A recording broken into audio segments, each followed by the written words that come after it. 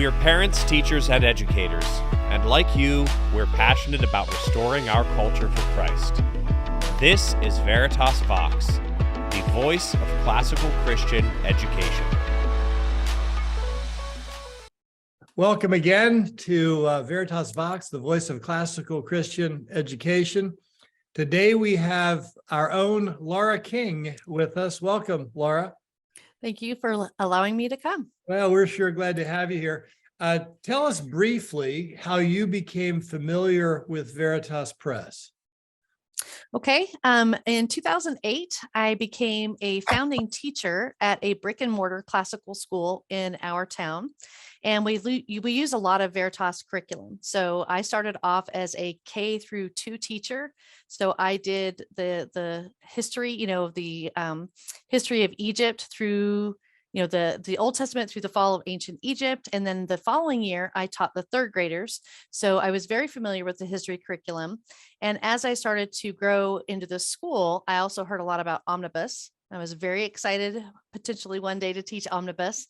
And then as time passed, I ended up becoming the headmaster at that brick and mortar school. And so I attended some conferences. And that's in Albuquerque. What's the name of the school again? It's Imago Dei Academy, and it's actually in Alamogordo. So we're in southern New Mexico. So, well, I've never been to Albuquerque, let alone the town that you just mentioned. I don't think I can pronounce it without hearing it a couple times. Yeah, it just means fat cottonwood. So for whatever that's worth. But anyway, as headmaster of the school, I attended some conferences, and while attending a conference, I was standing at the Veritas display with one of our board members. And one of the Veritas members came up and just simply asked, do you know anyone who would be interested in teaching a literature class for us? So at that point, I didn't even know that Veritas was an online school, and my ears perked up immediately. I was so excited at this opportunity. And so for several years, I actually would teach very early in the morning, my time. I would close my Veritas computer after class was over, and I would open up my other computer and proceed with my duties as headmaster for the brick and mortar school. But fast forward several years. So that started in 2011. Fast forward several years. I had been praying a lot about coming full-time with Veritas, and the Lord just made the path very clear. And so here I am full-time. And tell us what you do. I know, so this isn't for me. You tell everybody else. I teach several classes, multiple different levels. I've had multiple classes over the years, and I'm also the dean of students. So half and half. What are you teaching currently? Currently, Literature 5, Literature Transition, and Grammar and Writing Transition. Wonderful. Now, tell our audience what it means to be the dean of students for Veritas Scholars Academy. Well, my role as dean covers a plethora of different tasks. Most of it is dealing one-on-one or in groups with the students. So I oversee the student mentors, the student moderators, the student government students. And aside from that, we also work on planning school trips.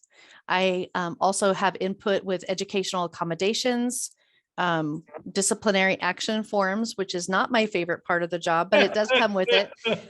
So that's the main focus of the things I do. You can't take just the good, you got to handle the difficult stuff. I know, but thankfully there's very rare occasions when I have to deal with that. So that's good. You mentioned a couple terms that probably need to be unpacked a bit. You mentioned moderators, and you mentioned, what was the other one? It starts with M. The mentors. Mentors. And of course, class officers. Talk to us. Well, let's take mentors first. What is a student mentor at VSA? Okay, good. Student mentors are students who go through an application process, and once they are vetted out through interviews and recommendations, they actually help run the student help desk. So if students call into the help desk and they're not sure what to do about tech issues, maybe they forgot their password, they will help them with that. But that help desk is also there for students who are struggling. Maybe there are students who need study tips, or maybe students who are questioning some different spiritual aspects. Those students are there to help guide them. And then I'm in the background in case any situations come up that go beyond what the student mentors should be handling. Good. So I help with that. How many of them are there currently? There are about 15 mentors. Okay. So it's a good solid team this year. That way they're not spending all of their time on the help desk because they are committed to their studies, of course. Yeah, of course. And what does a student moderator do? So moderators manage the discussion boards that come up in Schoology. So Schoology has what we call student commons, and it's divided between third through fifth graders. Well, let me pause for just a second. Sure. You're using terms that listeners may not know. Schoology is our learning management system. Yes. It's where student conversation, it's where parent and teacher conversations happen. Mm-hmm. It's also where students find assignments, upload different work that they do and things like that. But those discussion boards are really a great place for students to find community. They have their classroom, they go on webcam in class, but they're only limited to the students that they have in class with them. So the student commons, it's that kind of area for discussions. They post, funny links to different graphics. They have debatable conversations on there, not debatable, but debating in a positive manner. Don't want to make it sound like anything it shouldn't be, but it's divided between third through fifth graders, sixth through eighth graders, and then high school students.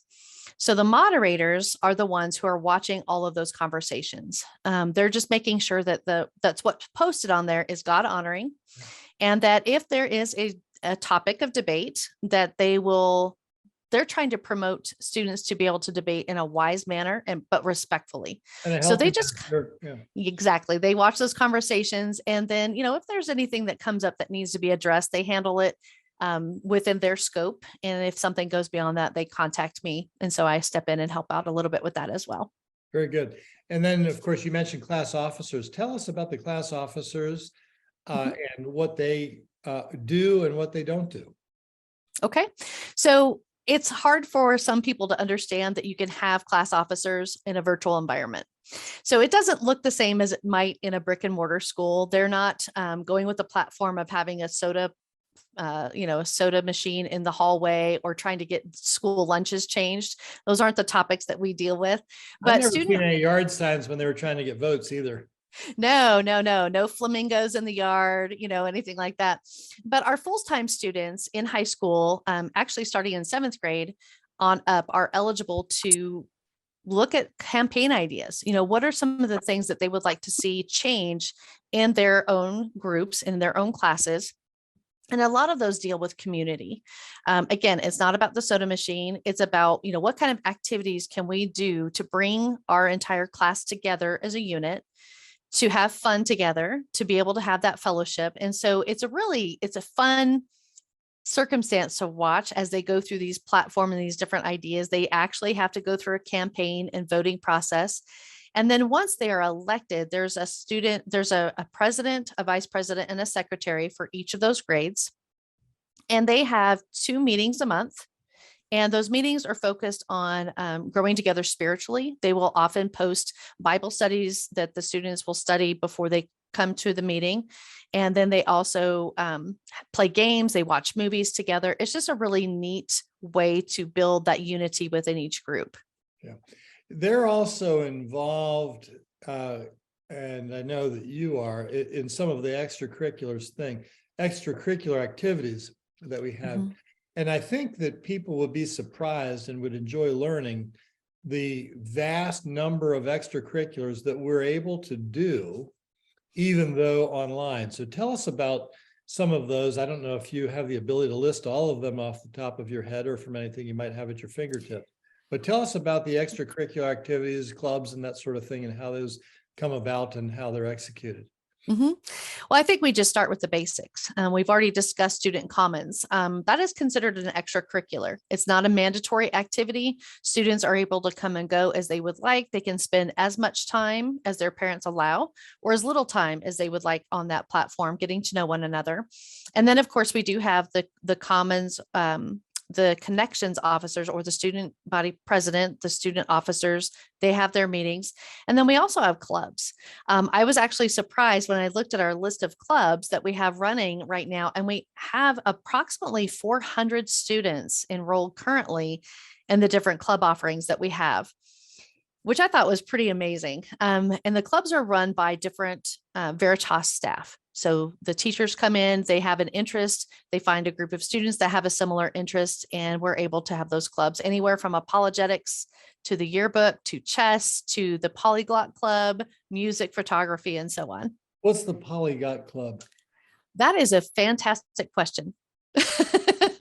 I'm not sure actually, Oh, but I'm not there, either. I mean, yeah, no, I might have to ask someone else. I think we'll have to find that out. One of the things that's really become that the internet has made possible is to play games like chess across space. I can play chess with somebody that's not in the same room with me. Mhm. My understanding is that we've had some pretty impressive people involved in that. What can you tell us about the chess club? To be honest, I am unfamiliar with that. Stepping into the Dean of Students for the first time this semester, I know that we have some pretty incredible people that are running it, but as far as how they actually execute all of that, I'm really not sure. I would have to attend and see how that works. Fair enough. Fair enough. Didn't mean to put you on the spot. No, like that's that. okay. But I know that we have an organization behind it, running it, that was involved in helping to consult for a movie that was done about chess not too long ago, and that they have some real talented people involved. And I think we have some pretty talented award-winning or competition-winning chess players within the student body too. So you're now just a few months into the role of Dean of Students. You did some of it part-time. When did you first start doing it? Was it about a year and a half ago? So last year I was considered the student life advisor. Okay. And what I did in that role was primarily deal with student commons and the student connections. And that was really all I managed. So that was prior to the other. The full-time, right? Yeah, exactly. So now you're involved in, give us all the areas that you're involved in, because there's some that haven't been mentioned yet, I'm sure. So primarily the student moderators and mentors and student government students. So really helping to counsel them. We do some leadership lessons and talk about, how to build unity and those things. I also deal with educational accommodations, student discipline, student travel, and then also the community groups, which is something that I know that has been, we've tried that multiple times in the past, and now we're resurrecting that with a new approach to it. So pretty excited about the community groups. Yeah, wonderful. You didn't mention alumni. As I understand it, that's also an aspect, and I understand that it may still be out in front of you in terms of taking initiative. But what are your thoughts on how we interact with our alumni? So I was really surprised when I went to end of year gathering last year for the first time, and I saw the way the seniors in particular interacted with one another.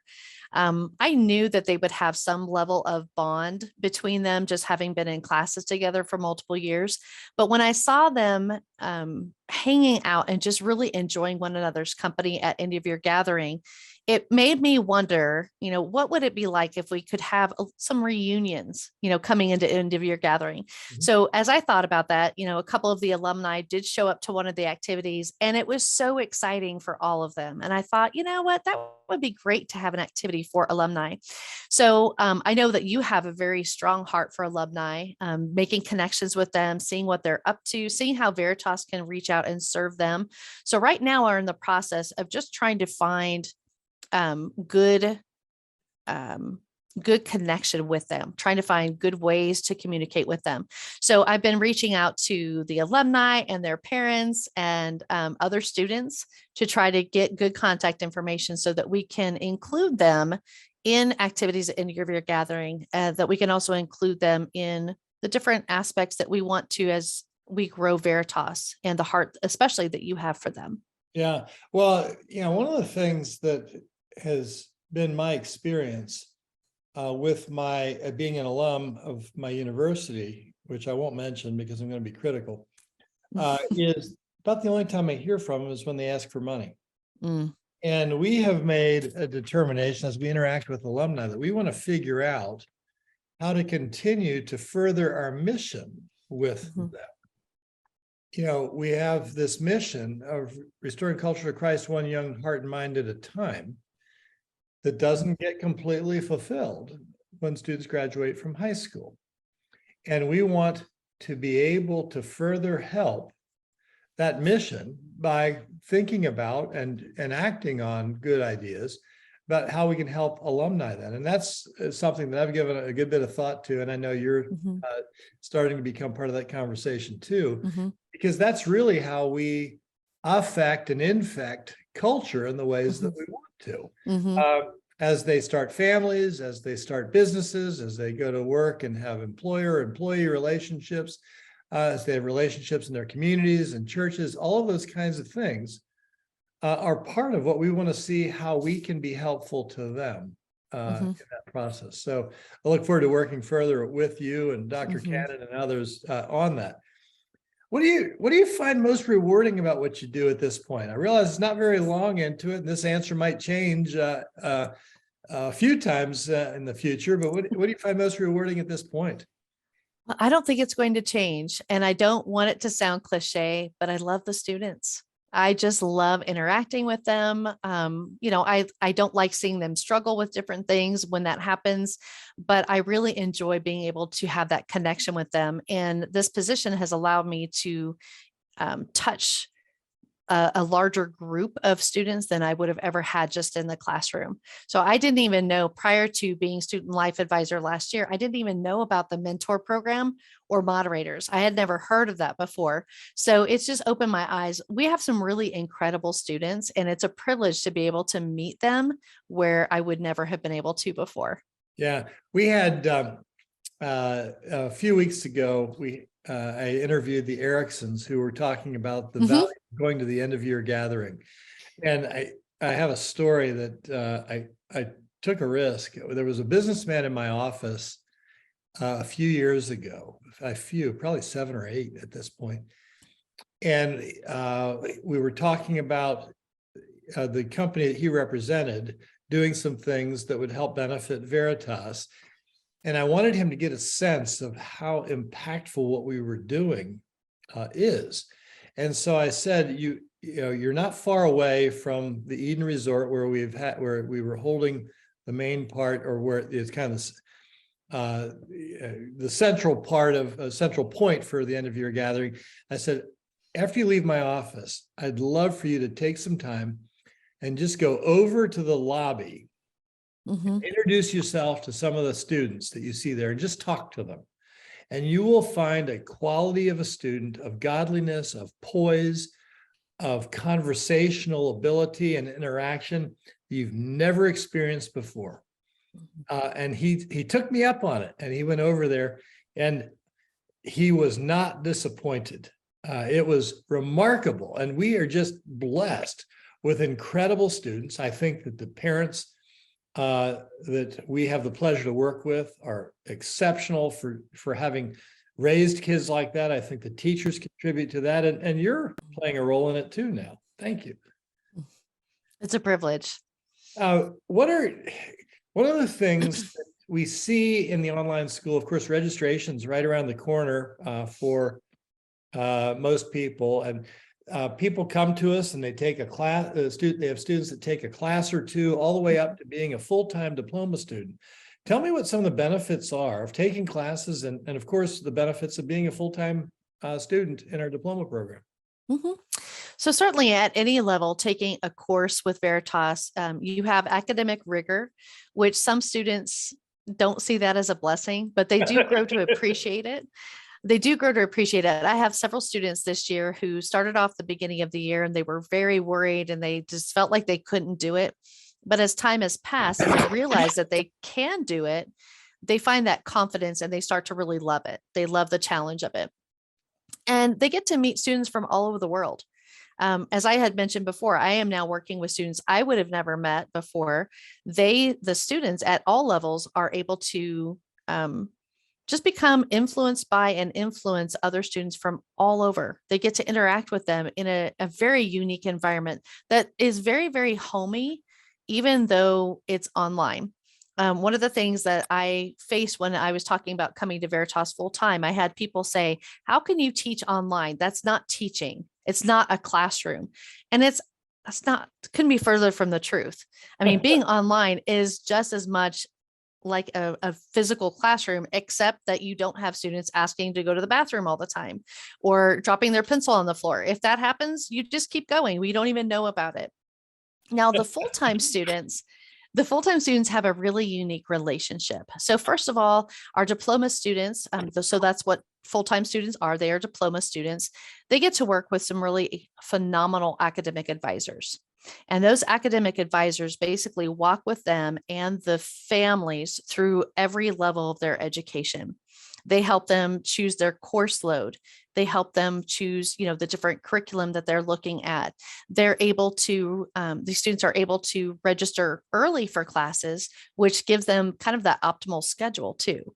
So there's a lot of just logistical day-to-day benefits of being a full-time student. Those are also the students who are eligible to run for student government. Those academic advisors also work with them on college applications, even finding the right college for them, going through resumes and interview processes. Those academic advisors are just really, I'm impressed by them more and more as the weeks go on. And so these students get to have that very customized perception or perspective, I should say, from those academic advisors. And then they get to have graduation. For the students who can make it to end of year gathering, a lot of graduates, that what they want to do is they want to walk down the aisle. They want to have the tassel that they move from one side to the other, and they want to have a diploma that they can hold in their hands. And that's something that we provide for them. So they have an accredited transcript. They have no problem getting into the universities that they're seeking. And they have that really hands-on approach from other people that are going to help guide them through this whole process. As you think about the future, what do you hope to see in your involvement at Veritas 10 or even 20 years from now? What are your dreams for what you see? Okay, how old am I 20 years from now? Well, you'll be probably 45 in 20 years. Oh, of course. No, and genuinely, students to understand what they believe and why they believe it, so that when they leave the classroom, when they leave these teachers that they love so much and their advisors that they love so much, and the other, the community that they build within the school, but when they do step out of our virtual doors, that they actually know who God is. And they know who they are in relation to him. They know how much he loves them and how much he gave for them, and how they can take what they've been blessed with and they can share that with others. Yeah. So, the mission of the school is to impact one young heart and mind at a time for Christ. And that's really what we need to see, because there's so much surface level religion. There's so much checking boxes just to say that we've done our devotion or we've prayed for the day. But what I hope to see is just this culture that comes out of our school where these students love the Lord. Yeah. One of the things that I think we are so far removed from the last time classical Christian education had a significant impact. We're so far removed, generations removed from appreciating and understanding its impact, that we are very quick to assume that it's a nice thing, it's a good thing, it's a thing that students are better educated by having read Homer and Herodotus and Thucydides, and you name the person from antiquity whose writings have survived. But that it wasn't always the case that was simply thought of as a wonderful intellectual exercise. When you look at the Apostle Paul and what he writes about his education and his experience, he recognizes it of great significance in how it put him where he did. And yet he also recognizes that it is, in a sense, meaningless ultimately, because of the gospel, but it's not meaningless in the way that we tend to think of it, that it doesn't impact who he is, but rather in relative importance. And we tend to dismiss things on one side or the other. Either we want to be heady and really good people who are well educated by some modern definition, or we want to dismiss it and say it's just about Jesus. But the fact of the matter is, both of them get it wrong. And what we're after is somebody who is completely connected to what we like to call sometimes the great conversation, understanding what's happened in history and recognize that all of that is God's work in providence, brings us to where we are today and gives us opportunity to be his vice regents in his creation, seeing the impact. The phrase that I've been recently attracted to again and more, and maybe even more, is thy kingdom come on earth as it is in heaven. And it is part of classical Christian education, is part of making that happen. It helps provide informed students who become articulate and effective adults. Any other thoughts before we call it a day here? You've been very gracious, and I love the work you're doing, so thank you. But other thoughts that you want to tell us about that I may not have asked? No, I appreciate it. I would just really encourage parents to look into the diploma program as registration is coming up. Sometimes students may be concerned about workload, but if you allow them to blossom within the classical education, it's just phenomenal to see how much they grow, even in a short period of time. Yeah. So I just want to encourage parents mostly to stick with it and to really look forward and look to the future to see how much they're going to reap the benefits. I can tell you, when I watch and Bob reports on the retention of students, it is amazing to me how high the retention rate is of people who are in the diploma program continuing. It truly is amazing and speaks to exactly what you're saying. Laura, thank you so much for your time today, for joining me. I promised you no hostile questions, and I hope I lived up to my promise. I appreciate it. Yes, you did. Folks, this is Veritas Vox, the voice of classical Christian education. And Laura King has been our guest today, our Dean of Students. Thank you, Laura. Thank you.